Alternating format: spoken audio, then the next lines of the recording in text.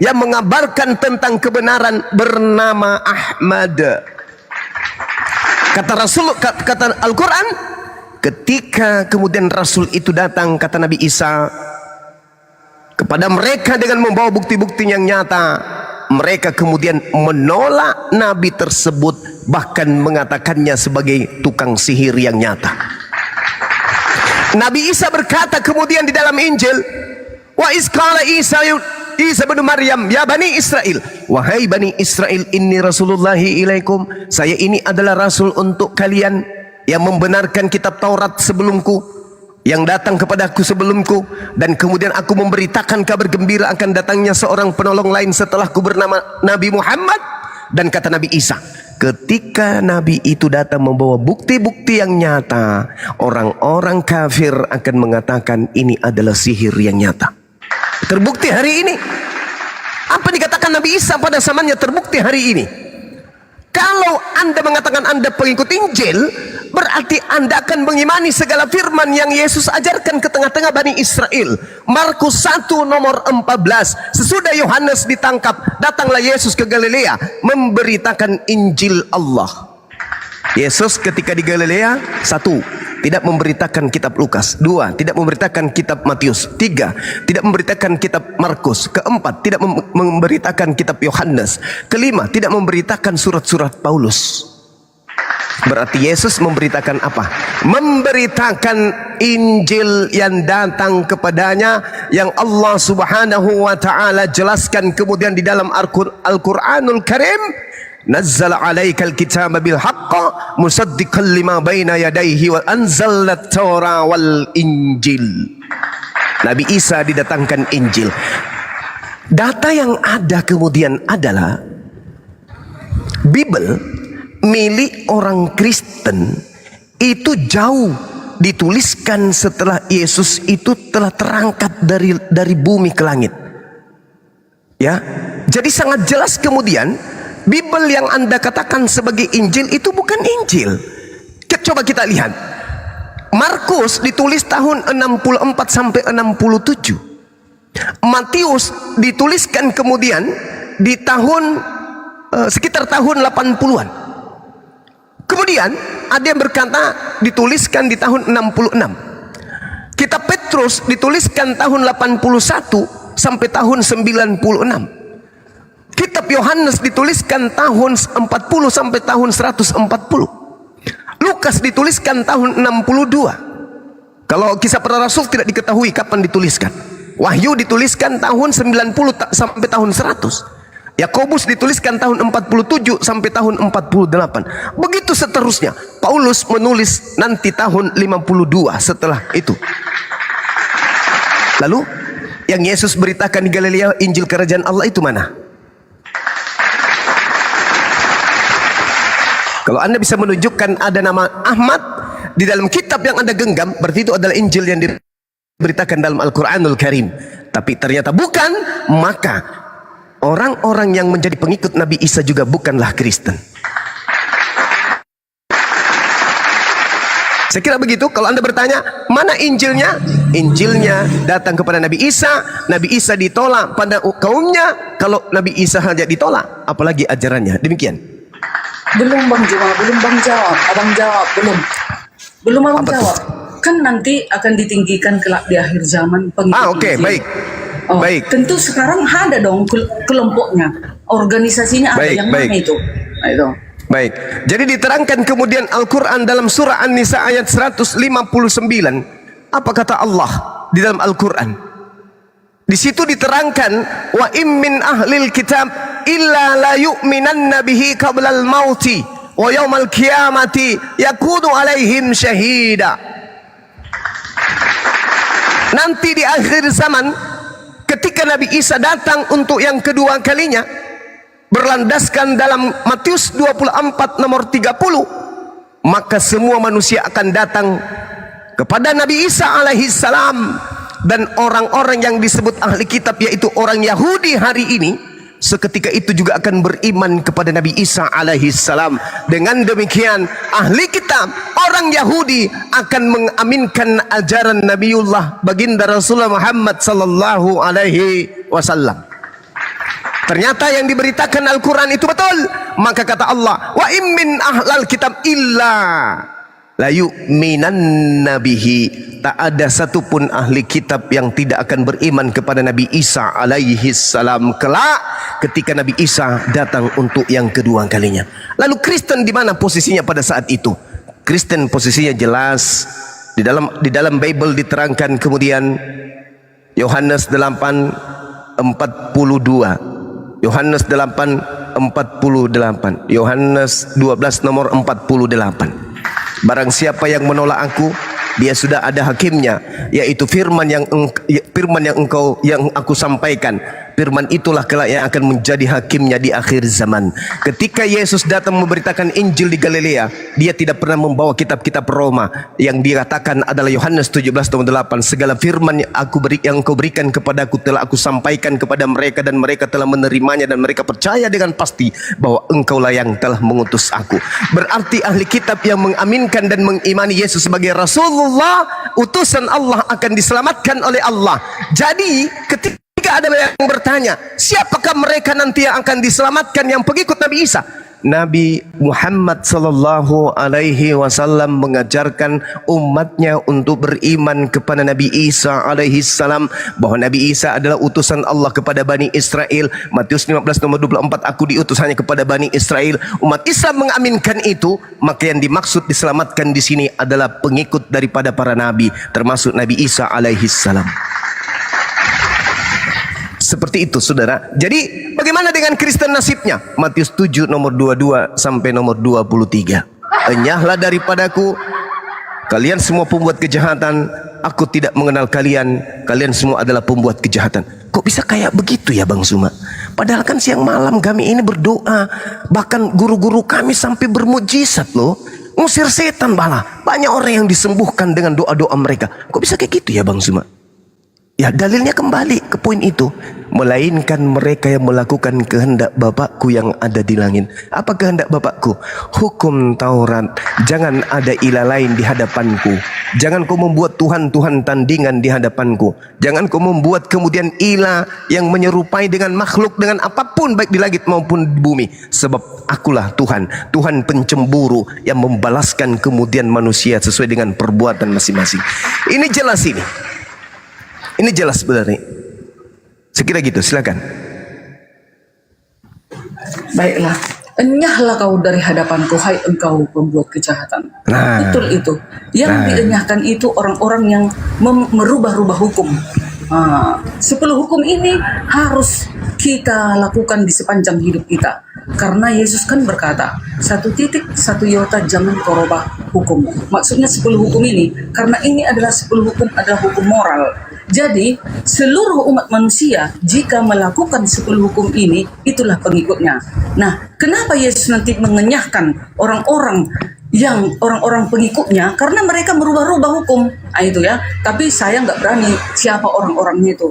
Makanya kita di dunia ini, di bumi ini, harus tetap kita menurut kepada perintah-perintahnya. Karena dikatakan, jika engkau mengasihi aku, turutilah hukum-hukumku. Jika engkau mengenal aku, tapi engkau tidak menuruti hukum-hukumku, engkau adalah seorang pendusta. Jadi, siapa kita manusia yang masih tetap setia kepada hukumnya, itulah yang benar. Itulah kebenaran itu. Jadi makanya dikatakan akan ditinggikan kelak di akhir zaman pengikut Injil. Inilah dia Bang Juma, yang menuruti hukum-hukumnya ini. Karena di dalam Wahyu 11 ayat 19, hukum 10 ini terpampang di bait suci di kerajaan surga. Itu penglihatan Paulus di penglihatan Yohanes di Pulau Patmos. Terdapat di dalam kitab Wahyu 11 ayat 19. 10 hukum ini sekarang terpampang di kerajaan surga. Jadi melalui 10 hukum inilah kita nanti dihakimi. Jadi itu makanya dikatakan, apa ciri-ciri umat-umat Allah ini dia menuruti hukum 10 ini. Dan di dalam kami kekristenan, menuruti hukum dan setia kepada Yesus dan percaya beriman kepada Yesus Tuhan dan Juru Selamatmu. Maka jika dia nanti datang, kan Yesus yang datang nih hari kiamat, dia akan menghakimi seluruh bumi. Ayatnya terdapat di dalam Yohanes 9 ayat 39. Aku akan datang ke dunia untuk menghakimi. Nah, siapa yang dihakimi? Orang-orang yang tidak setia dengan 10 hukum dan tidak melakukan dengan kasih. Itu yang akan dihajar Yesus ya, akan dicampakkan. Makanya ada ayat di dalam Wahyu 20 ayat 10, nabi palsu itu bersama dengan iblis dan pengikutnya akan dicampakkan ke dalam lautan api yang menyala-nyala. Itu dia Bang Jemaat. Jadi kami umat Kristen yang masih setia kepada Injil dan hukum Allah, itulah nanti yang akan dibawa Yesus ke dalam kerajaannya. Maka dikatakan Yesus, aku akan pergi kepada Bapa, di mana aku berada, engkau pun berada. Aku akan datang menjemput engkau.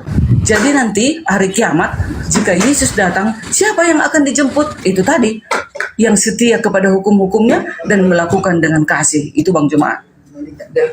Oke, baik. Jadi Yesus datang menghakimi. Yang datang menghakimi ini adalah anaknya Maria, anak dari seorang perawan. Itulah yang akan datang menghakimi. Yang disembah Yesus pada zaman itu sudah ngumpet dia, udah ngumpet. Yang disembah Kristen maksudku itu udah ngumpet. Yesus yang disembah Kristen itu ngumpet, sembunyi dia. Udah dilempar ke neraka sesuai dengan data yang dibacakan Ibu Darni. Iblis dan nabi palsunya sudah dilempar ke neraka. Aku datang ke dalam dunia untuk menghakimi. Itu anak Maria. Menghakimi orang-orang yang mempertuhankan dirinya. Matius 7 udah jelas itu. Tidak setiap orang yang memanggil aku Tuhan akan masuk ke dalam kerajaan langit, melainkan dia yang melakukan kehendak Tuhanku yang ada di langit. Itu kata Yesus. Itu kata Yesus.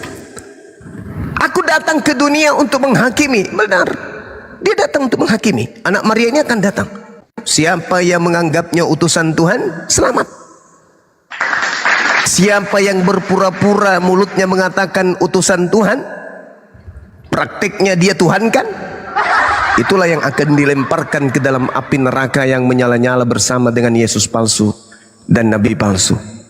Matius 24 nomor 24. Sebab Yesus palsu dan nabi palsu akan datang dan akan melakukan mukjizat sekiranya mungkin menyesatkan orang-orang pilihan juga. Orang-orang pilihan. Orang-orang pilihan ini siapa? Murid-murid Yesus. Murid-muridnya Yesus sebisa mungkin juga disesatkan oleh iblis. Kalau murid Yesus aja disesatkan oleh iblis, apalagi orang-orang setelahnya. Ini yang perlu dicermati oleh Ibu Darni dan teman-teman Kristen. Tidak ada yang selamat kecuali yang melakukan kehendak Bapa. Bapa itu Tuhan. Waspadalah kepada nabi-nabi palsu yang datang kepadamu dengan menyamar seperti domba, padahal mereka adalah serigala yang buas. Dari buahnya kau dapat mengenal mereka. Jadi murid Yesus ditanyai oleh Yesus, muridku, tengok keluar. Apabila kau melihat ada orang di luar Yahudi memanggil aku Tuhan, bernubuat pakai namaku, bermujizat pakai namaku, mengusir setan pakai namaku, itu adalah buah dari pengikut nabi palsu. Jadi intinya di situ Yahudi dan non Yahudi. Kenapa? Waspadalah kepada nabi-nabi palsu yang datang kepadamu menyamar domba. Domba itu gelar untuk Bani Yakub. Tidak boleh bergelar domba di luar Bani Yakub. Yeremia 50 nomor 17, yang digelari domba hanya Bani Yakub. Jadi kalau ada non Bani Yakub ngaku domba, itulah serigalanya. Islam, Kristen, Hindu, Buddha, mereka bukan Bani Yakub. Tapi ada di antara kelompok-kelompok ini yang mengaku sebagai domba. Itulah dia. Di dalam Mazmur 174, hukum-hukumku yang datang kepada Bani Israel, aturan-aturanku yang kuberikan kepada Yakub, tidak kuberikan kepada bangsa lain. Makanya umat Islam tidak bersabat. Makanya umat Islam tidak melakukan prosesi ibadah orang Yahudi. Kenapa? Karena hukum itu hanya untuk internal Yahudi saja, Bani Israel saja. Jadi kalau Anda bukan Bani Israel, ikut-ikutan melakukan itu, itulah serigalanya mardompret. Jadi kalau hari ini ada Kristen kelihatan santun seperti Yahudi, memelihara sabat, bla bla, tidak makan babi, itulah serigala halus. Serigala halus yang nyamar dompet. Padahal mereka adalah serigala bukan Yahudi. Ingat sekali lagi, Mazmur 147 nomor 19, nomor 20, hukum-hukumku tidak aku berikan kepada bangsa Batak. Itu dalil tertulis. Yeremia 31 sampai 36, perjanjian baruku kuberikan kepada Bani Israel dan Bani Yehuda, tidak kuberikan kepada Bani Batak. Dan aku akan memasukkan hukum Taurat ke dalam batin setiap Bani Israel dan Bani Yehuda, bukan kepada Bani Batak. Jadi kalau ada Bani Batak ngaku-ngaku menjalankan Taurat, itulah serigalanya. Jangan lagi dicari yang lain. Demikian. Tadi Bang Juma bilang yang akan menghakimi sudah ngumpet. Yesus dong hakim yang adil. Aku mau tanya kita, kalau dia menghakimi dunia kelak sesuai dengan catatan Yohanes 9 ayat 39, dan juga di dalam hadis Muslim 127 dikatakan, aku akan datang di tengah-tengahmu sebagai hakim yang adil. Kalau sudah datang sebagai hakim yang adil, apakah dia itu hanya utusan? Apakah dia hanya nabi biasa? Apakah dia nabi? Nabi aja tak tercatat di dalam kitab suci manapun akan menghakimi dunia. Hanya Yesus. Berarti kalau Yesus menghakimi dunia, berarti Yesus adalah Tuhan dan Juru Selamat. Karena hanya sekelas Tuhan yang bisa menghakimi dunia. Ya, tetapi kalau dia hanya nabi biasa, no, tidak mungkin. Yang dihakimi orang yang mempertuhankan Yesus. Udah pastilah kami mempertuhankan Yesus. Dia adalah hakim yang adil. Karena Tuhan itu adalah hakim. Karena Tuhan itu adalah pemberi hukuman. Pas, benarlah itu. Makanya dikatakan, aku akan datang ke dunia untuk menghakimi. Mana berani para nabi untuk bicara seperti itu. Lalu dikatakan lagi di dalam 1 Korintus 5 ayat 10. Semua manusia akan dihadapkan ke tahta pengadilan Yesus. Mana ada dihadapkan ke tahta pengadilan Abraham, Musa, atau siapapun para nabi? Gak ada ayatnya. Mereka akan nanti mengikuti Yesus. Yesus semua mengendalikan, karena nanti dia yang akan datang bersama para malaikatnya di awan-awan. Jadi kami sudah benar. Dari buahnya lah engkau mengenal dia. Umat-umat Kristen dan ajaran Paulus dan ajaran Yesus tidak pernah mengajarkan boleh mengawini banyak wanita, boleh membunuh, boleh memenggal kepala orang, boleh memotong jari-jarinya, boleh mengawini laki-laki dan laki-laki, boleh mengawini perempuan dan perempuan. Gak ada dalilnya. Ada dalilnya 1 Korintus 6 ayat 9 yang seperti itu tidak ada tempatnya di kerajaan surga. Jadi ajaran Yesus itu semuanya benar. Ajaran Yesus itu semua dijalankan dengan kasih. Itulah buah-buahnya. Ajaran Yesus itu adalah kasih sukacita. Ada lagi? Oke. Udah ya. Nah, jadi gini. Yesus itu, ya silakan, kalau masih mau silakan. Ini di mute. Aku tadi, berarti tadi mulai jam berapa nih di mute? Enggak, baru aja, baru 1 detik. Itulah. Enggak, saya dengar Yesus adalah kasih, Yesus adalah kasih. Tadi sudah kayak gitu, dengar. Lanjut. Jadi kan dari buahnya kan abang bilang tadi dari buahnya lah engkau mengenal dia, kan kata Yesus. Buah-buahnya itu mengajarkan kasih, saling tolong-menolong, mengampuni kesalahan orang lain, saling membantulah engkau di dalam kasih. Jangan kau membunuh, jangan kau meniduri banyak wanita, istrimu cukuplah satu, jangan kau ganti-ganti istri, sayangilah istrimu, sayangilah anak-anakmu. Indah ajaran Yesus itu, dan itulah diteruskan umat-umat Yesus. Dan sambil tetap layar teman-teman yang ada di bawah. Sudah ya Bu Darni. Silakan Bang Juma. Ya, baik. Ini bukan gereja Bu Darni. Oke, teman-teman. Jadi ketika berbicara mengenai hakim, tidak hanya Yesus yang hakim. Di dalam Keluaran 2:14 Musa juga menjadi hakim. Lalu kemudian Samuel juga diperintahkan sebagai hakim kepada orang Israel. 1 Samuel 7:15, Yohanes 5:30, Yesus sebagai hakim memang. Tetapi kemudian Yesus sendiri yang menerangkan bahwa aku tidak menjadi hakimnya, sebab aku datang bukan untuk menjadi hakim dunia, melainkan untuk menyelamatkannya. Saya bacakan datanya supaya 2025 ini kita tidak lagi kemudian mendengarkan konsep doktrin pembodohan terhadap akal sehat. Yohanes 12:44 sampai nomor 50. Coba yang punya Bible dibuka. Tetapi Yesus berseru dengan berkata, barang siapa percaya kepadaku, ia bukan percaya kepada aku, tetapi kepada Dia yang mengutus aku. Dan barang siapa melihat aku, ia melihat Dia yang telah mengutus aku.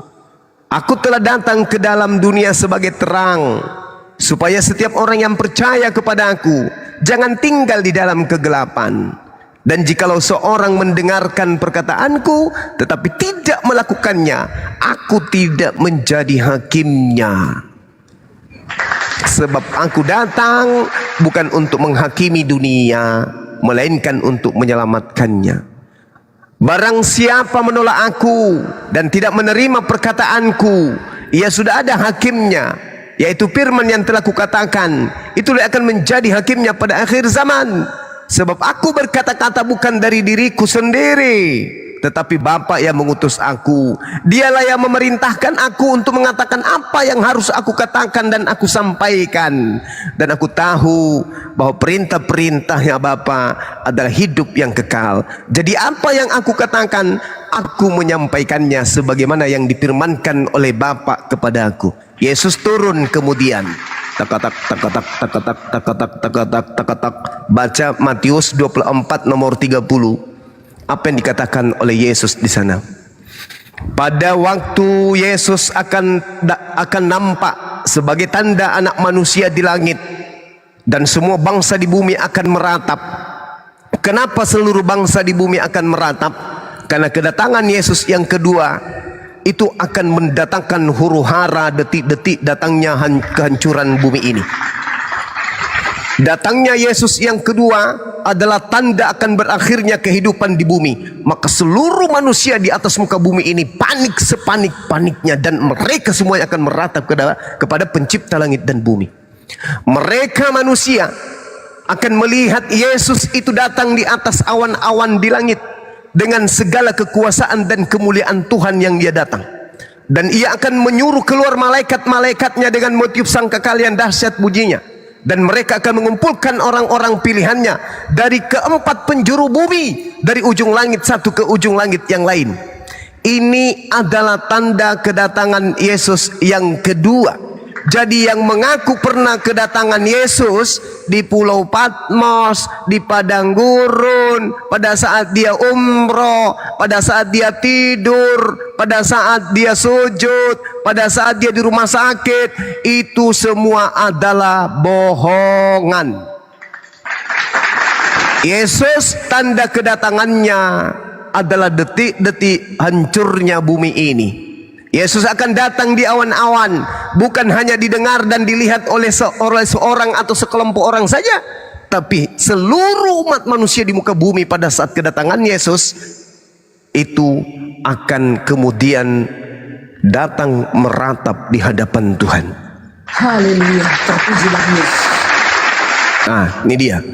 Jadi Yesus itu bertanda akan datangnya kiamat. Dia adalah Nabiullah yang diutus kemudian oleh Allah untuk menghakimi orang-orang stupid dan bahlul yang menganggapnya Tuhan, yang menganggapnya pernah datang, padahal kedatangan yang kedua belum ada, apalagi kedatangan yang ketiga, yang keempat, yang kelima, yang keenam, yang ketujuh, yang ke-8, ke-9, yang ke-10. Ini orang-orang bahlul yang tidak mengerti paham Bibelnya sendiri. Yesus itu berkata, waspadalah ketika ada orang berkata kepadamu, Yesus ada di sini loh, Yesus ada di sana loh, jangan kau percaya, sebab kedatanganku yang kedua semua manusia di atas muka bumi ini akan meratap kepada Tuhannya. Bukan meratap kepada Yesus, meratap kepada Tuhan. Karena kenapa? Karena utusan Tuhan yang bernama Yesus itu telah datang, menandakan kiamat telah datang. Nah ini bukti bahwa Kristen ini akan diusir, karena ternyata Kristen mengaminkan adanya Yesus yang datang kepada Pulau Patmos lah, kepada gurun lah, pada saat ke Damsik lah. Itu bullshit, itu Yesus palsu. Makanya dia turun ke bumi untuk menghakimi pengikut si Yesus palsu ini. Ini yang perlu dipahami. Kalau kami umat Islam, no coalan, tidak ada permasalahan sedikit pun. Kedatangan Nabi Isa adalah bukti kemenangan umat Islam yang menandakan bahwa wa immin ahlal kitab illa la yu'minanna bihi qablal maut wa yaumal qiyamati yakunu alaihim syahida. Itu adalah kemenangan bagi umat Islam ketika mereka menuduh Nabi Isa alaihissalam itu dibunuh, tapi Allah mengatakan barrafa'ahullahu ilaihi wa kana Allahu azizan hakima. Allah menyelamatkan Nabi Isa dari pencobaan pembunuhan oleh orang-orang kafir. Kemudian Allah maha perkasa lagi maha bijaksana. Subhanallah. Dia datang kemudian yang kedua kalinya untuk menyatakan, yang kau bunuh itu bukan aku loh, yang kalian sembah itu bukan aku loh, enyahlah daripadaku, kalian semua adalah pembuat kejahatan. Sekira demikian. Tadi Bang Juma bilang Musa Samuel adalah Bu hakim. Darmi.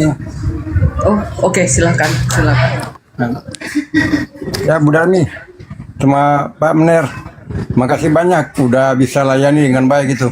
Iya, Cuma baik. saran, lain kali nggak usah naik lah Bu, biarkan Pak Suma ini.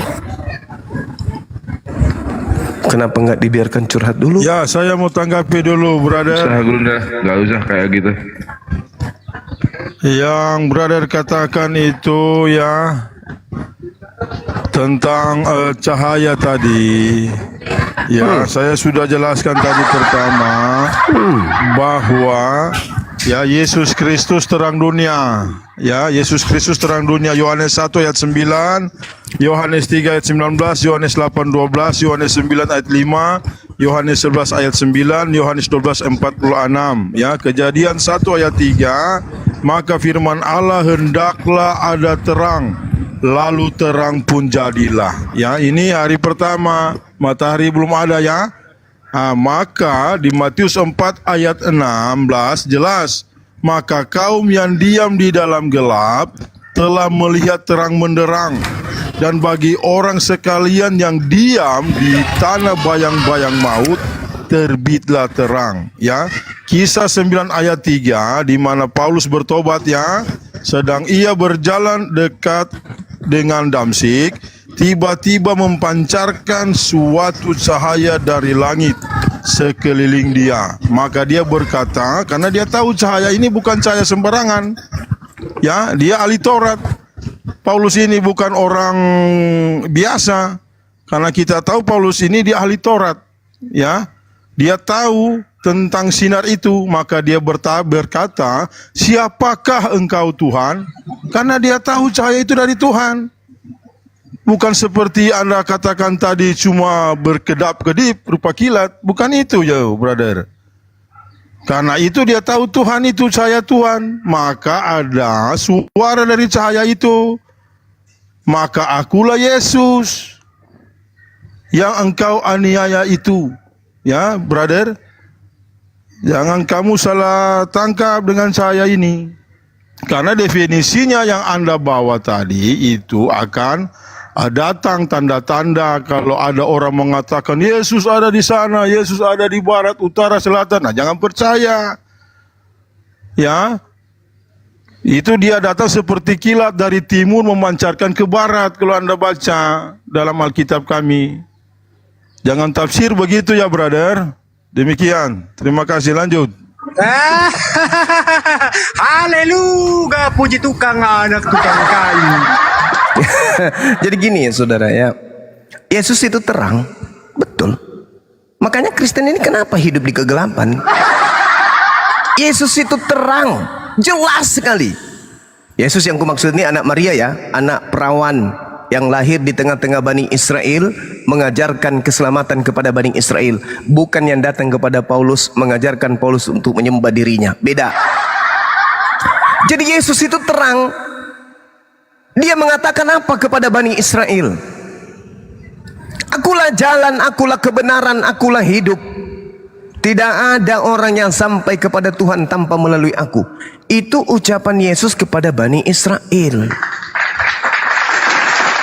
Melalui aku berarti harus menjadikan Yesus itu sebagai Tuhan atau sebagai utusan Tuhan? Sebagai utusan Tuhan. Yohanes 17 nomor 3, hidup kekal itu adalah mereka mengenal Yesus Kristus sebagai apa, saudara Mener? Hidup kekal kita peroleh ketika kita mengenal Yesus sebagai apa? Utusan Itu paman. utusan. Utusan. Tapi itu utusan. Ada itu tapinya. Allah datang sendiri Ada melalui tapinya. Yesus. Ada tapinya. Ada tapinya. Yang Utusan diri Bapa itu Bang Jomai. Oh, salah. Wujud Allah di bumi. Wujud Allah di bumi. Ibrani 1 ayat 3. Oke, diam dulu ya, Bang, Ibu ya. Dengarkan dalilnya. Yohanes 8:42. Aku datang menjadi manusia bukan atas kehendakku sendiri. Itu dulu. Aku datang menjadi manusia bukan atas kehendakku sendiri. Itu dulu. Kata anak Maria, dia datang menjadi bayi itu bukan atas keinginannya sendiri. Bandingkan dengan Yesus yang datang kepada Paulus. Bandingkan ya.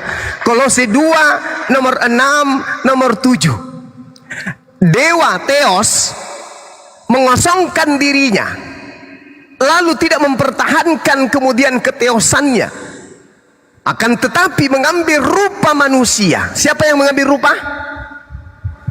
Theos itu sendiri.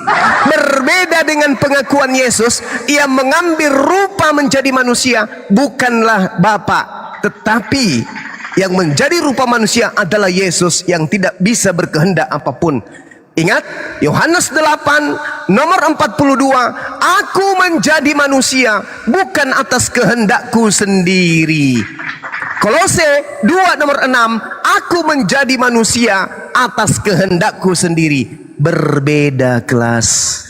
Jelas di sini? Jelas di sini? Mulut Yesus yang mengatakan itu. Baik, Bukan Bang ya. Sabar. Anda baca itu ya, Kang.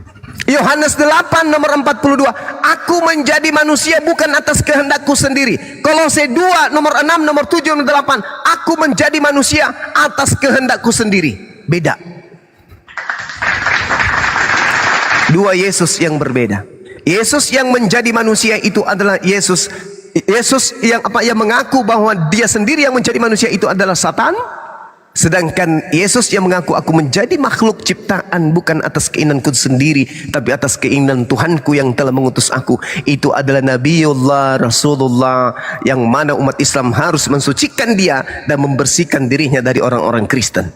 Silakan Anda sembah yang datang kepada Paulus yang menjadi manusia, jangan kau sembah Nabi kami yang datang kepada Bani Israel. Silakan. Ya, baik ya. Di sini di dalam Yohanes 8 ya. Ganti pemain banyak, Mak. Biar Bandi menumpuk, Oh ya. Darius, Ya paman. putar kecapi. Wahai anak-anak pemakan dedak, naiklah kalian, bawalah otak yang cerdas. Kau Kristen Darius, yang gitulah. Lama-lama mualaf benar Darius ini. Lanjut. Si Darius ini Islam atau Kristen? Ya, baik. Saya baca ya. Dia Kristen. Yohanes 8 ayat 42 ya. Botol dia itu berarti botol dia. Oh yang bodoh Yang kau lah. Anda bawa Jangan narasi. tuduh orang kau. Tentang Yesus Kristus ya. Silakan.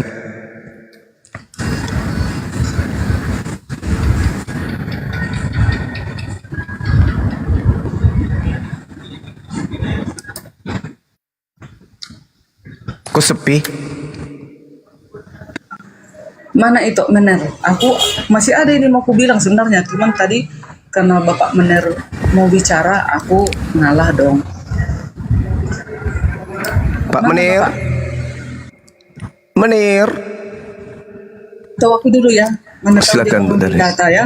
Nah, Silakan. tadi kan dikatakan di sini Matius 24 tadi ayat 30 belum puas aku. Tanda kedatangan Yesus yang kedua. Yes. Ya. Di sana kedatangan Yesus yang kedua Bang Juma.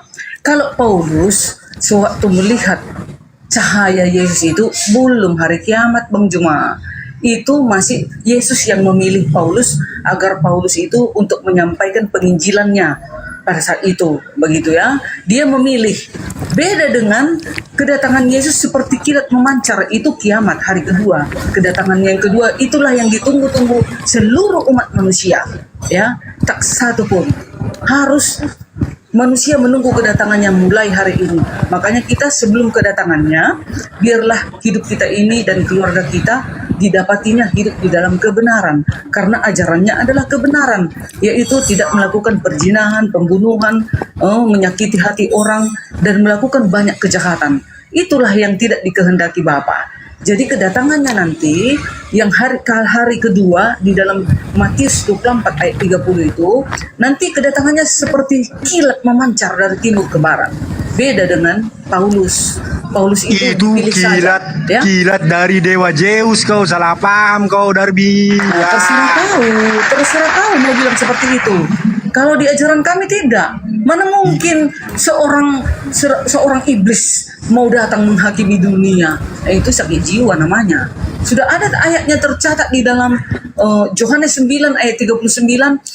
Aku akan datang ke dunia untuk menghakimi. Bang Juma sendiri sudah membaca tadi Matius 24 ayat 30-31. Yesus akan datang dan menyuruh para malaikatnya mengumpulkan seluruh bangsa dari 4 penjuru bumi. Mana mungkin itu pekerjaan simbolis. Simbolis dibuang ke api neraka. Wahyu 20 ayat 10. Simbolis dan nabi palsu dan pengikutnya akan dibuang ke api yang membara. Itu dia gimana kau Darius? Percuma kau Kristen botol kau. Apa yang kau belajar selama ini? Belajar kau sama aku kau.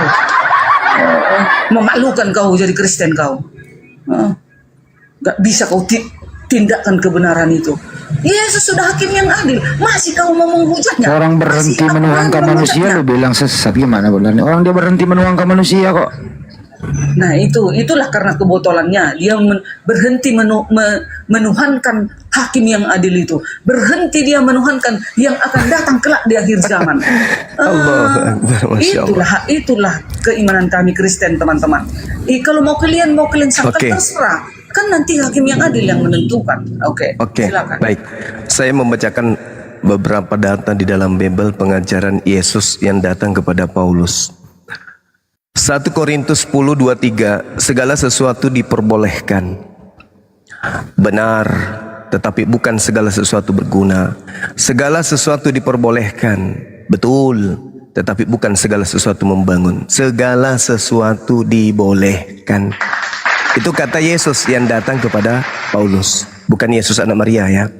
1 Korintus 10:25, kamu boleh makan segala sesuatu yang dijual di pasar daging tanpa mengadakan pemeriksaan karena keberatan hati nuranimu. Jadi kamu boleh makan segala sesuatunya dari pasar daging, segala apapun itu. Jadi kalau di situ ada daging manusia, daging apapun, ya boleh kamu makan. 1 Korintus 10:27, kalau kamu diundang makan oleh seorang yang tidak percaya dan undangan itu kamu terima, makanlah apa saja yang ada dihidangkan kepadamu tanpa mengadakan pemeriksaan karena keberatan hati nurani. Itu ajaran makhluk Yesus yang datang kepada Paulus. 1 Korintus 10:31, aku menjawab, jika engkau makan atau jika engkau minum atau jika engkau melakukan sesuatu yang lain, lakukanlah semuanya untuk kemuliaan Tuhan. Lakukan segala sesuatunya untuk kemuliaan Tuhan. Janganlah kamu menimbulkan syak dalam hati orang, baik orang Yahudi atau orang Yunani maupun jemaat Tuhan. Sama seperti aku juga berusaha menyenangkan hati semua orang dalam segala hal, bukan untuk kepentingan diriku, tetapi untuk kepentingan orang banyak, supaya mereka beroleh keselamatan. 1 Korintus 6 nomor 12, segala sesuatu halal bagiku, tetapi bukan semuanya berguna. Segala sesuatunya halal bagiku, tetapi aku tidak membiarkan diriku diperhamba oleh segala sesuatu itu, oleh suatu apapun. 1 Korintus 6 nomor 16. Atau tidak tahukah kamu bahwa siapa yang mengikatkan dirinya pada perempuan cabul menjadi satu tubuh dengan dia. Sebab demikianlah kata Nas, keduanya akan menjadi satu daging. 1 Timotius 4 nomor 4 sampai nomor 5. Karena semua orang diciptakan Tuhan itu baik, dan segala sesuatu pun tidak ada yang haram jika diterima dengan usaha syukur, ucapan syukur, sebab semuanya itu dikuduskan oleh firman Tuhan dan oleh doa. Ingat, ini ajaran Paulus mengatakan segala sesuatunya halal, tidak ada larangan, segala sesuatunya boleh, segala sesuatunya bisa. Sama seperti iblis ketika datang kepada Adam alaihi salam di dalam Gan Eden. Itu jelas, tipikalnya sama. Sedangkan Yesus, Yohanes 9 nomor 39, dia akan datang menghakimi dunia ini. Maka ditanyalah orang-orang Kristen, siapa yang memerintahkan kamu makan ini, siapa yang memerintahkan kamu makan ini, sedangkan aku datang tidak pernah mengajarkan itu. Ini maksudnya. Jadi Yesus itu datang sebagai hakim. Umat Islam juga mengaminkan itu. Tetapi beliau datang menghakimi orang-orang yang menuhankan dirinya. Kenapa dia datang menjadi hakim? Karena ada terdakwa. Siapa terdakwa itu? Orang yang menuhankan. Andai saja tidak ada Kristen di atas muka bumi ini, Yesus tidak akan datang. Untuk apa dia datang? Untuk apa dia datang? Selayaknya Nabi Musa, untuk apa dia datang? Selayaknya Nabi Muhammad, untuk apa dia datang? Dia datang karena adanya manusia-manusia kucuk yang menuhankan dirinya. Tujuan Yesus datang itu karena adanya yang menuhankan dirinya. Andai saja tidak ada orang yang menuhankan Yesus, buat apa dia datang? Tak ada tujuannya dia datang. Tapi karena ada yang menuhankan, maka Yesus datang untuk mengusir mereka. Jelas itu. Jadi jangan bangga, oh Yesus datang menjadi hakim. Jangan bangga, kami juga mengamini itu. Tapi dia datang menjadi hakim karena adanya terdakwa. Siapa yang terdakwa? Karisteng, yang telah menuhankan dirinya di hadapan Tuhannya. Yesus ketika Ya, baik ya. Yesus ketika datang di tengah-tengah Bani Israel, saban hari, setiap hari dia disibukkan mempraktekkan bagaimana Bani Israel menghambakan diri kepada Elohim. Tidak pernah kemudian dia mempraktekkan bagaimana Bani Israel agar menyembah dirinya seperti Kristen hari ini. Untuk itulah dia datang, untuk mengusir semua yang bernama Kristen sekte apapun. Demikian. Baik, saya tanggapi ya. Dengan naluri kamu itu ya. Kami orang Kristen ya, kami imani Yesus Kristus ya, Allah Tuhan. Ya. Nah, itu dia. Itu di jelas dalam itu. Matius 1 ayat Terjawab. 21 ya. Dengar dulu. Yang kamu maksud itu bukan anak Maka Maria. ia akan beranak seorang anak laki-laki. Oh, mati meja. Dan hendaklah engkau menamakan dia Yesus. Ayat 22 ya. Maka sekaliannya itu berlaku supaya sampai Bocor halus. Bocor halus. Saudara, nggak usah kau baca dalil-dalil itu. Intinya Kristen itu adalah penyembah Yesus. Yesus Kristus adalah Tuhanmu. Intinya itu.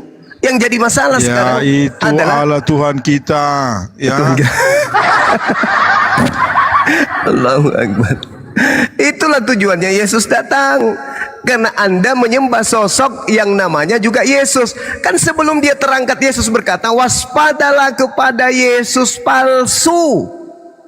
Kamu tidak waspada, justru kamu menguatkan ajaran Yesus palsu dengan berbagai macam data.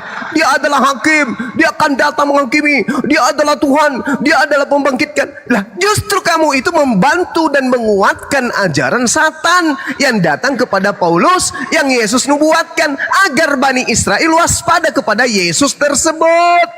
Coba nih, tak kasih data nih, saudara Mener, buka mute-nya, jawab pertanyaan saya. Ketika kemudian 2 Yohanes 1 nomor 7 menerangkan, siapakah penyesat itu? Bukankah dia yang pergi ke seluruh dunia, yang tidak mengaku Yesus datang sebagai manusia? Itulah antikristus, itulah penyesat. Tanya Paulus, Paulus, ya paman, siapa yang datang kepadamu? Yesus. Dia manusia atau bukan? Bukan. Coba, siapakah penyesat itu? Bukankah dia yang pergi ke seluruh dunia, yang tidak mengaku Yesus datang sebagai manusia?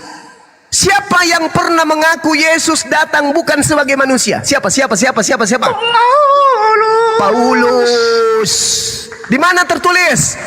Galatia 1 nomor 11 nomor 12. Apa katanya? Aku menerima Injil bukan dari manusia, bukan manusia yang mengajariku Injil, tetapi dari pernyataan Yesus Kristus. Berarti dengan kata lain, ada Yesus yang datang kepada Paulus yang bukan manusia. Sedangkan di dalam pengakuan Yesus sendiri, Matius 24 nomor 30, engkau akan melihat anak manusia datang di awan-awan, datang kedua kalinya. Yang datang siapa menurut Yesus? Anak manusia. Sedangkan Paulus mengaku yang datang kepadanya bukan anak manusia. Kalau bukan anak manusia, berarti dia siapa? Iblis ngaku Yesus. Demikian. Silakan. Siapakah penyesat itu? Bukankah dia yang pergi seluruh dunia yang tidak mengaku Yesus datang sebagai manusia? Itulah Paulus. Bang Juma, silakan. Kenapa Yesus itu kami mentuhankannya? Jelas dikatakan di dalam beberapa dalil, ya. Mari kita baca dalil. Ini kita baca pakai dalil. Yesus itu adalah sebelum kau hakim baca yang dalil, adil. aku ingatkan dulu kau. Itu suamimu udah pulang, menungguin di motor. Kau nggak ikut kau. Suami mana? Si Idris. Oke. Nyahlah kau dari hadapanku. Hai iblis. udah nyah itu iblisnya udah. Iblis udah nyah. Oke, begini Bang Juma. Kenapa kami menuhankan Yesus? Sesuai data, Yesus dicatat sebagai hakim yang adil. Di dalam Yesaya 33, ini kitab Yesaya lagi kembali. Ini Nabi Allah ini. Yesaya 33 ayat 22. Karena Tuhan adalah hakim kita. Tuhan adalah pemberi hukum kita. Tuhan adalah raja kita. Dialah yang akan menyelamatkan kita. Semua ini dilakukan oleh Yesus, Tuhan dan Juru Selamat kami umat Kristiani. 1 Samuel 24, ini perjanjian lama ini semua. Para nabi, kitab para nabi, 1 Samuel 24 ayat 15. Tuhan menjadi hakim yang memutuskan antara aku dan engkau. Dia melihat dan memperjuangkan perkaraku dan melepaskan dari tanganmu. Mazmur 9 ayat 4, 7, dan 8. Tuhan adalah hakim yang adil, yang duduk di atas tahta untuk membela perkaraku dan hakku, mengadili bangsa-bangsa dengan kebenaran dan menghakimi dunia dengan keadilannya. Allah itu adalah roh tak kelihatan. Di dalam keislaman, Allah itu adalah zat tak terlihat. Makanya di dalam kekristenan, Allah itu firman-Nya menjadi manusia, itulah yang mengambil alih untuk menghakimi dunia. Makanya Yesus adalah hakim. Karena Yesus adalah firman Allah yang menjadi manusia. Yesaya 2 Korintus 5 ayat 10, sebab kita semua harus menghadap tahta pengadilan Kristus Yesus, supaya setiap orang yang memperoleh apa yang patut diterimanya sesuai dengan yang dilakukannya dalam hidupnya, baik ataupun jahat. Jadi kami deal, dan memang benarlah Yesus itu adalah Tuhan dan Juru Selamat, Raja kami, Juru Selamat kami. Haleluya, terpujilah Tuhan Yesus. Amin. Silakan. Haleluya. Oke ya. Jadi silakan aja Bu Darni, Anda menyamakan antara pencipta langit dan bumi dengan makhluk yang datang kepada Paulus ngaku Yesus. Yang pasti bagi kami, Yesus mengajarkan dirinya kepada Bani Israel. Yohanes 17 nomor 8. Segala firman yang Tuhan berikan kepadaku telah kusampaikan kepada pengikutku. Pengikutku sudah menerimanya dan mereka percaya bahwa engkaulah yang telah mengutus aku. Kesaksian Yesus dalam Yohanes 5 nomor 36. Ada kesaksianku yang lebih penting dari kesaksian Yohanes, kesaksian gereja, kesaksian Kristen, Advent, Katolik dan seterusnya, bla bla bla dan seterusnya, bahwa segala mukjizat yang aku lakukan, mukjizat itu yang bersaksi tentang aku, bahwa aku adalah utusan Tuhan yang Maha Tinggi. Kisah Para Rasul 2 nomor 22. Yesus ini yang telah dijanjikan seperti yang kuberitakan kepadamu, kepada Bani Israel. Yang kumaksudkan adalah Yesus dari Nazaret, seorang yang telah ditentukan oleh Tuhan untuk melakukan mukjizat-mukjizat yang dibekali dengan tanda-tanda berupa mukjizat kekuatan yang dilakukan oleh Tuhan melalui perantaraan Yesus seperti yang engkau tahu. Jadi apapun narasi yang Bu Darni bangun, kita hargai, karena yang sedang Ibu gaungkan di sini adalah makhluk yang datang mengaku Yesus kepada Paulus yang bukan manusia. Sedangkan yang saya sucikan di sini adalah orang yang datang di tengah-tengah Bani Israel yang mengajarkan dirinya. Di dalam Yohanes 1 nomor 51 jelas dia sendiri mengakui bahwa langit terbuka dan malaikat melakukan aksi pewahyuan. Dia naik turun kepada dirinya sebagai manusia, sebagai anak manusia. Yesus mengatakan hidup kekal itu mereka dapatkan, Bani Israel dapatkan tatkala Bani Israel mengenal diriku sebagai utusan Tuhan. Tidak ada dia mengatakan hidup kekal itu adalah mereka mengenal kita dua-duanya Tuhan. Itu tak ada. Tapi dia mengatakan hidup kekal itu adalah mereka mengenal engkau satu-satunya Tuhan dan mengenal aku sebagai utusan Tuhan. Itu adalah kunci la ilaha illa huwa wa Yesus Rasulullah. Itu jelas konsep iman kami. Tidak bisa dibantah dan tidak bisa diganggu gugat. Begitu juga imannya Kristen. Yesus yang datang kepada Bani Israel, yang mengajarkan Paulus menghalalkan segala apapun, memakan segala apapun, itu adalah Yesus Tuhannya Kristen. Yang Yesus sudah nubuatkan agar Bani Israel waspada kepada Yesus palsu yang datang dan menyesatkan banyak orang. Matius 24 nomor 4 nomor 5, waspadalah kepada penyesat yang datang mengaku yang datang memakai namaku dan berkata akulah Mesias, dan dia akan menyesatkan banyak orang. Dan itu tergenapi adanya Mesias yang datang, adanya penyesat yang mengaku Mesias dan berkata akulah Kristus datang kepada Paulus, dan banyak orang yang dimaksud di situ yang disesatkan adalah Kristen. Itu jelas, tidak bisa ditolak dan tidak bisa kemudian dipungkiri bahwasanya antara Yesus yang kami sucikan, yaitu yang datang kepada Bani Israel sebagai nabi, sebagai rasul, dan antara Yesus yang diajarkan oleh Kristen sampai ke seluruh dunia agar disembah, itu adalah oknum yang berbeda. Saya kira begitu, kita saling menghargai satu sama yang lain, bahwa Yesusku dan Yesus Budarni adalah Yesus yang berbeda. Demikian dari saya, sahabat-sahabat. Di sini mau asar. Ya, silakan. Terakhir Bang Juma, aku mau turun. Ya, karena aku juga mau turun. Oke. Terima kasih lah ya untuk kita semua. Jadi kami pun begitu, umat Kristen. Sekarang kami hakim yang adil itu. Assalamualaikum warahmatullahi wabarakatuh. Di Yesaya 33 tadi ayat 22. Ini siapa Rian? Ada yang mau mualaf katanya Rian? Siapa? Ya, Silakan. aku mau turun aku guys. Bang. Ya. Sebentar udah. Kita gitu bang. Ya bang. Ya, katanya ada yang mau mualaf, silakan. Sampaikan. Nanti malam ada terjadwalkan teman kita yang dari Sulawesi Selatan mau mualaf. Jadi dia mengikuti waktunya, habis pulang kerja tuh jam 11 malam bang. Dia minta tolong petunjuknya gitu. Hubungi HP saya aja Pak Rian. Silakan Bang Andi. Hubungi HP saya aja, nanti saya jadwalkan. Enggak, iya maksudnya minta teman-teman kita, gurunda-gurunda kita gitu. Ada yang mau mualaf nanti malam gitu. Jadi dia minta support gitu. Iya, kita ikut hubungi HP saya waktunya Bang aja. Handi. Kita ngomongin di belakang layar. Bang Handi yang atur Bang. Ya. Siap, Insyaallah aman. ini siapa yang kita hubungi? Maaf, siapa yang saya hubungi dulu? Bang Handi kah? Iya, Bang Handi. Betul. Iya, siap, gurunda. Saya ketik nomor HP ku dulu ya, tunggu ya. Catat nomornya ya di bawah itu. Enggak, melalui ini aja, melalui DM aja. Supaya nanti ada noten di bawah nih. Nggak apa-apa bang, biar konten juga dapat nomornya juga nggak masalah. Aku gak pernah DM bang. Itu ada nomor HP, tinggal di screenshot, selesai kan? Ya udah lanjut. Di mana Bang Andi? Tadi udah ada saya catat itu bang. Aku DM Bang Andi ya. Bang Andi nggak pernah buka DM, Bang Rian. Oh jadi ke mana Bang? Itu yang di Bang bawah Andi. bang, di bawah bang. Di bawah bang. Ya, Itu di bawah banyak yang share. Silakan di screenshot. ya dari situ bang, yang di bawah itu bang. Plat D nih, plat D. Itu 800 terakhir itu. 800, Waduh. yang 800 bang. Ya. Budar nih tambah kejang-kejang ini. jangan sama-sama dong. 08 Itu kan 13 Beli ini ya. es balok Bu Darmi, beli es balok 1 kontainer. Buat mendinginkan. Itu pilihan untuk kita loh, pilihan masing-masing itu. Itu orang waras, namanya waras. Izin dorong semuanya ya. Izin dorong. Bu Darni, Ya udah, kalau abang udah catat nomornya, ya silakan hubungi saya kita. Yang 800 ya.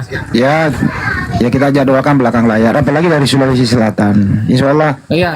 Api Sulsel ada Bang Juma juga nanti. Itu ya di belakang Iya, layar. dari Terima kasih. Sulawesi Selatan. Oke, izin turun dah semua. Assalamualaikum warahmatullahi wabarakatuh. Waalaikumsalam. warahmatullahi wabarakatuh. Lanjut. Aku terakhir ya biar turun. Sesuai dengan dalil Yesaya 33 ayat 22, Tuhan adalah hakim, Tuhan adalah raja, Tuhan adalah juru selamat. Itu adalah Yesus. Dan ada dalilnya, Yesus akan datang untuk menghakimi dunia dan semua manusia akan dihadapkan ke tahta pengadilan Yesus. 1 Korintus 5 ayat 10. Dan semua manusia akan dikumpulkan dari segala bangsa, dari 4 penjuru bumi, dihadapkan kepada siapa? Kepada Yesus. Jadi kami udah benar nih.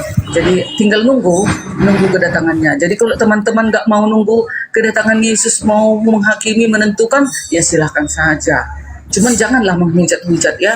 Aku kadang kalau udah ada yang mengganggu, ada yang memancing gitu, memang aku juga kadang berdosa. Betul. Tapi seperti ini bagus. Ini dia baru penginjilan murni ya, nggak ada penghujatan. Itu dipilih oleh manusia masing-masing. Mau pilih Bang Juma, mau pilih ajaran Bu Darni atau Bang Juma, kembali kepada kita masing-masing. Oke guys. Bu Darni sendiri pilih Bang Zuma nggak? Pilih udah. Darius aja lah. Pilih Darius Bang aja. Juma lah. Aku pilih Pilih aku ajaran aja lah. Yesus. Ajaran Yesus Darius lah. minta dipilih juga dia. Kalau itu nyala kau iblis. Nyala kau Udah iblis. 2 kali naik, 2 kali nyatu. Kalau izin dulu dong. Sebelum Bu Darni turun, saya simpulkan ya. Saya simpulkan perdebatan tadi. Pertama, bedakan antara Injil dan Biblos. Injil itu hanya adanya di Al-Quran. Jadi Injil itu tidak ada di Bible. Kitabnya Bu Darni itu namanya Biblos, bahasa Yunani. Injil bahasa Arab, hanya ada di Al-Quran. Jadi kalau Anda mengatakan Injil itu mimpi di siang bolong. Tapi semoga Anda Injil beneran yang ada di Al-Quran, Anda dapat hidayah. Yang kedua, yang Anda idolakan itu menjadi hakim dalam angan-angan dan cita-cita, itu bukan Yesua Al-Masih atau Nabi Isa alaihissalam. Tapi itu penggantinya Nabi Isa yang disalib. Ya, aduh, ada bentar dulu. Taruh.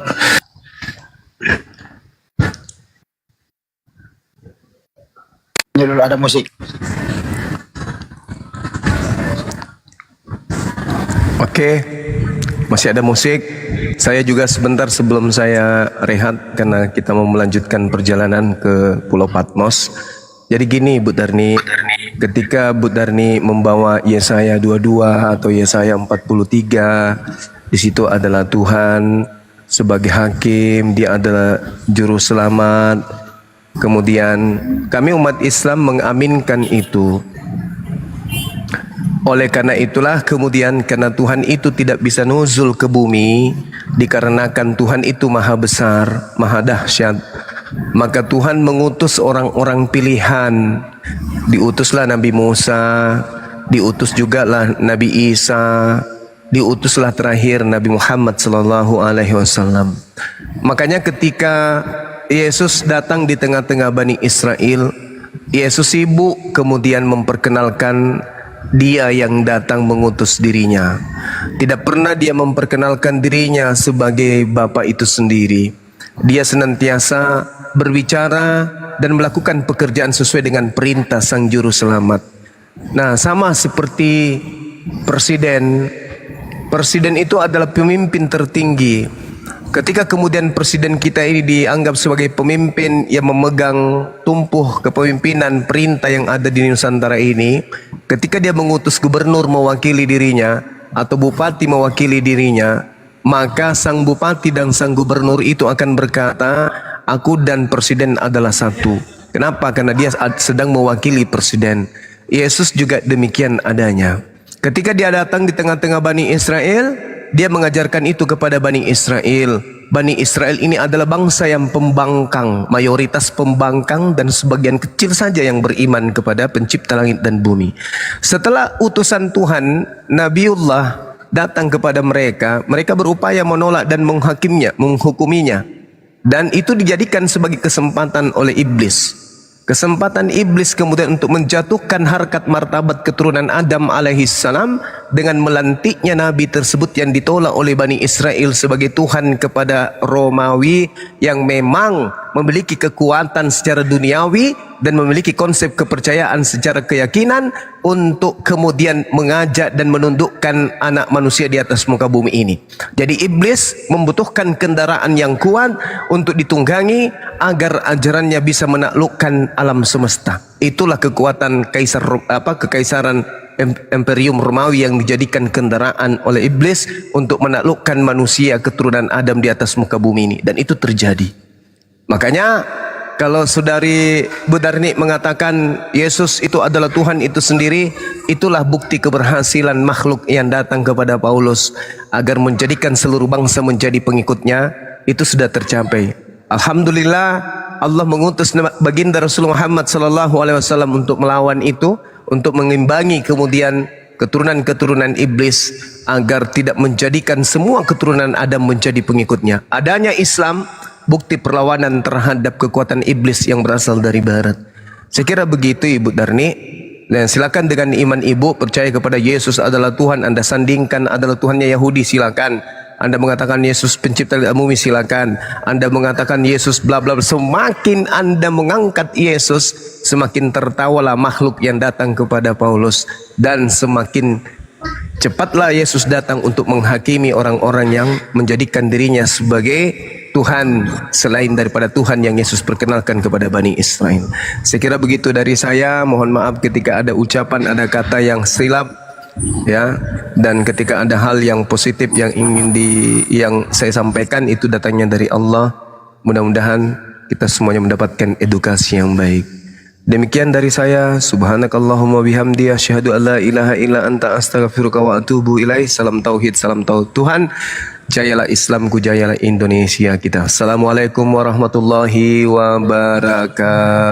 Waalaikumsalam warahmatullahi wabarakatuh. Sebenarnya saya belum keluar tadi, udah ngindar dulu. Dengar kesimpulan saya, tadi ada musik. Udahlah, aku udah lah. Bentar, mau enggak kesimpulan saya nggak apa-apa. Jadi saya tadi mengatakan bahwa hanya cita-cita dan angan-angan belaka yang kalau yang dimaksud Ibu Darni itu anaknya Bunda Maria, bukan. Anaknya Bunda Maria Yesua Amesia Isa alaihissalam itu diangkat, tidak disalib. Yang disalib adalah penggantinya yang Paulus kutuk permanen untuk menebus dosa kalian.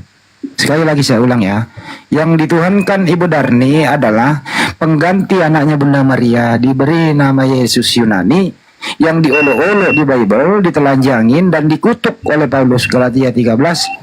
Itulah yang datang kepada Paulus, diagung-agungkan, dan itulah yang dituhankan Ibu Darni. Jadi mohon berhati-hati, pakai akal sehat memilih. Hidup ini cuma sekali. Jangan sampai Paulus mencelakakan Anda. Terima kasih. Oke, dadah guys. Terima kasih. Jangan dulu. Jangan pulang dulu. Masih mau makan banyak. aku.